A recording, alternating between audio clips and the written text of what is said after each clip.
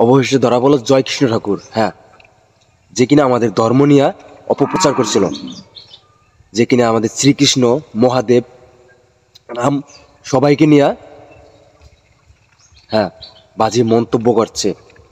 সেই দীনকৃষ্ণ ঠাকুরকে গ্রেপ্তার করছে পুলিশ এবং সাধারণ জনগণ তারা উত্তম মধ্যম দিচ্ছে।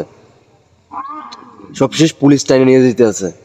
হ্যাঁ, এই সেই দীনকৃষ্ণ ঠাকুর যে আমাদের কলিজে আঘাত করছে, আমাদের আবেগে আঘাত করছে, যে নিজ ধর্মকে সম্মান করতে পারে না, সে জারজ সন্তান, যে নিজের ধর্মকে সম্মান করতে পারে না, ধর্মের বিষয়ে সঠিক প্রচার না করে সে ভুলভাল বদনাম করে, হ্যাঁ তাকে জারজ সন্তান বললে সেটা কম হবে না।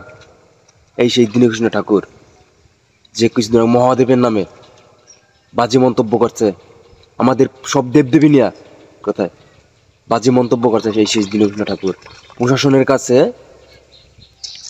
একটাই আবেদন থাকবে যে এর জানি সঠিক বিচার হয়। হ্যাঁ, এর জানি সঠিক বিচার হয়, যাতে পূর্বে জানি অন্য কোনো ব্যক্তি, অন্য কোনো জারজ সন্তান এই ধরনের কিছু করার সাহস না পায়। যদি হিন্দু হয়ে থাকেন তাহলে অবশ্যই ভিডিওটা বেশি বেশি শেয়ার দেবেন। যদি মুসলমান ধর্মের কোনো ব্যক্তি এই কাজ করতো তাহলে মুসলমানরা ভিডিও ভাইরাল করে দিত।